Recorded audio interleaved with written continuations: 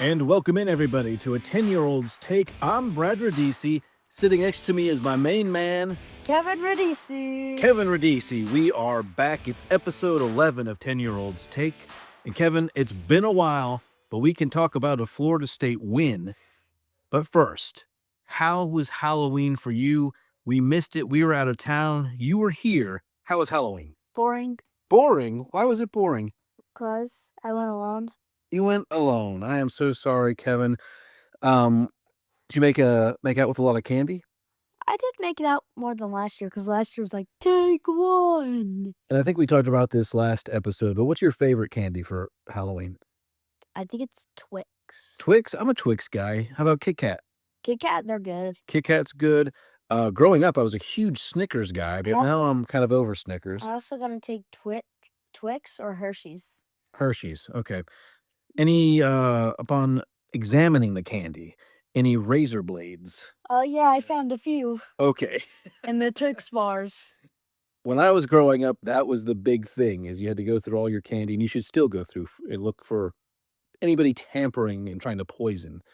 There was some candy that looked a little sus that me and DC threw away. Oh, good. Well, see, DC's old school, so he understands the examining of Halloween candy to make sure it was good. So your mom and I were down at Disney World visiting your sister Kristen, who's working down there in the Disney College program. We brought you back some Disney pins. How excited were you about that? They were good. A Star Wars pins and a Star Wars bag pin. Me and my sister recently got into the pin trading stuff. So I remember when pin trading had kind of really started ramping up there at Disney World, and we bought all the kids their lanyards, and you had the pins on there. But I wasn't around that time. You weren't there at that time, and honestly, we would lose the backs to them. They would get thrown in drawers. I bet you I threw away probably some vintage pins, just not knowing. Probably worth like $1,000 nowadays. Like, what if there was one that was worth $1 million? Like, we could have made profit. I had no idea. It kind of died out until it didn't die out, and now it's This back. year. And Kev, let me tell you, man, they keep these pins under lock and key on the rack. I mean, they're not like $5 No, they're like $20 per two. if you're lucky. Yeah. Yeah, if you're lucky. But I guess what I'm getting at here is we both missed the Florida State Wake Forest game. Guess what? What? They won. And for the first time in forever. I like that Disney tie-in, Kev. Now you're getting it. You're understanding how these podcasts work. 42-7, and I started thinking maybe we're the jinx. Maybe we should miss more games. Yeah, maybe we shouldn't just go. Also, my friend's birthday party is on Sunday, so maybe I'll just go then. Uh-oh, okay. And it's on Saturday. I don't know which day it is. Let me ask you, what did you like about the game? I liked a lot of things, particularly the win, but what did you like? I like Deuce Robinson, 5 catches for 148 yards. Deuce. Big bomb. Deuce was solid. I was shocked to see Sam Singleton coming out of nowhere. He cooked. 14 carries, 91 yards. He had that burst, I think, that Gus Malzahn looked for. Well, I also think, if you think you got him down, and then he just came out of nowhere. Also, 6'7". Yep. 6'7" is always fun. I don't know why you guys say it, but it's interesting. Yeah, so Singleton looked good. What was funny about the game, Kevin, was I had promised I would keep the phone in my pocket and not watch since we were at dinner at Disney. But at the Brown Derby, our waiter, Paul, was a huge Florida State fan. So he kept giving us updates and was talking to us about the game. And so it was a fun night for sure. Needless to say, I tipped him pretty well. We always like our tips for our Disney people.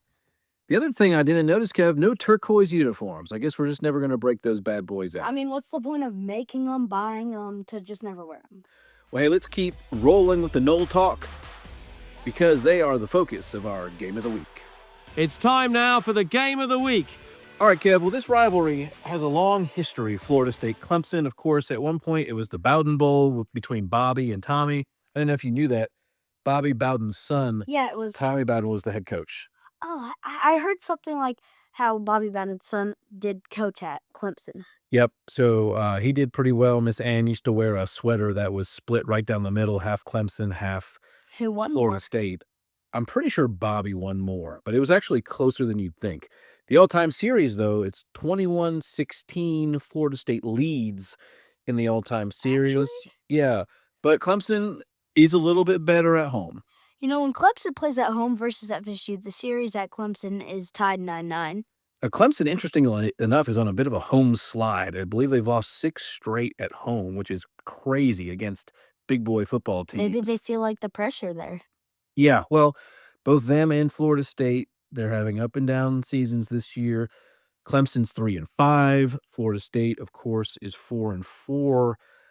But Florida State has this potent offense that can explode at any moment. And we saw it this weekend, didn't we? Yeah, Florida State's offense is cooking. Yeah. They're averaging over 510 yards per game, leading the country in total offense, scoring above 40 points per game. Yeah, 40 points per game. It's kind of quite the turnaround.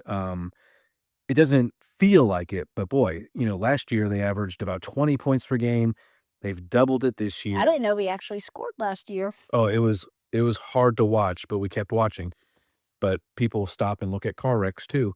But what's interesting about Florida State is they haven't played complementary football really since the Alabama game. They did so this weekend against Wake, where the offense and defense played solid in the game. Florida State's defense, it hasn't always looked it, but in scoring defense, they're just giving up 20 points per game. That's 33rd best in the country. And again, another stat that I was surprised to see was sacks. They're 25th in the nation in sacks. So that's interesting. The defense is playing maybe a little bit better than we give it credit for. Yeah, I guess we'll see how they do against Clemson. They can throw it. Their quarterbacks does complete 67 of his throws and averages about 273 6 passing yards per game. So. Yeah, and Clemson, awkwardly enough, is a little bit one-dimensional.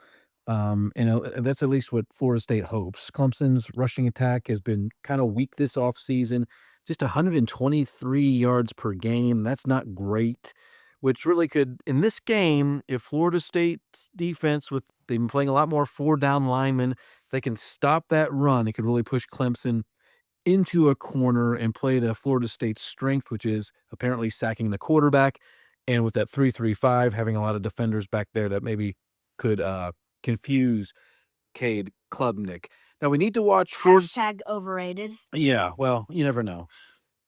We need to watch Florida State's run game. It's 8th in the country, 240 yards. The issue could be for Clemson is depth and want to against the run. I would predict that Gus is going to try to wear out that front, really establish the run game. Again, the new X factor is Sam Singleton. Can he pop off a couple chunk plays? For Clemson, many starters, they've been running a lot of snaps, a lot of close games. Backups aren't producing. Again, Kevin, I think Gus Malzahn and this offense, although they'd like to pass it a lot against Clemson, the run game could be the key to open up that pass game, right? Well, yeah, but they give up chunk plays, Right. big gains through pass or run. It really doesn't matter, but it just swings momentum for that offense that really just hypes them up, and they know, oh, I can make another big play like that. 100%. It could be another big game for Deuce Robinson, who's really starting to hit his stride, which is great for him. But, of course, we'd love to have him back for another year, but we'll see how it plays out. If he has a big game, watch out. But honestly, Florida State needs to establish this second receiver. Mekhi Danzy has been okay, a little unsure with the hands, but he hits big plays. I love Mekhi. Yeah, Clemson, they're going to be focused on stopping Deuce. Might this be the game we finally see Squirrel White? Or maybe we see LaWayne McCoy at receiver step up and finally get involved in that pass game, because Tommy Castellanos, he doesn't look himself, does he? Well, no, but also, I know he's thinking, I know I can't run the ball, but he's thinking, oh, I can't pass the ball either. But you can throw the ball. You have throwing talent. It's just when you don't believe in that throw game, you're just rushing to get out of the pocket. And as you saw in the Wake Forest game, on like every third and long, there's a receiver open. and he sees the D-line closing in, and he just wants to run out of there. And so he runs straight into them. Yeah, sometimes I think he forgets that he's a little banged up and doesn't have quite the Speed. twitch and the speed that he had, again, when the season started against Alabama. I think we're both picking Florida State in this game, right? Maybe. Maybe? I'm thinking about it. Okay. Well, I think if Florida State can score first and allow the Boo Birds to come out, Dabo Swinney is having a meltdown. He had one last week. He seems to reoccur that at every press conference he gives. Clemson at 3-5 is teetering. A lot of guys are, I think, looking to either just go through the motions and cancel the season because this is a very rare for Clemson, so they're not used to this. So, Kevin, as we wrap up here, who are you picking? I got you picking first. Fine. I'm gonna take Florida State winning by 10 because as long as if we get that ball first and we drive down and score like nice and cleanly, I think we're gonna win that because they're gonna start not having hope in their defense. They're gonna start trying too hard and overthinking stuff. Well, I'm going to harken back to the 2022 season. I think history does repeat itself. Mike Norvell, off a bye week, had a shaky start against Georgia Tech. That team came together, blew out Georgia Tech, and they went on a streak of wins to win out the season.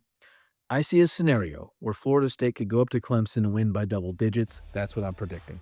I've got us winning by 10. All right. Well, hey, 10. It's a 10-year-old's take. I like that. 11 minutes. 11 minutes. We're going a little bit long tonight. So we're going to wrap it up. I'm Brad. I'm Kevin. And you've been listening to the latest edition of 10-Year-Old's Take.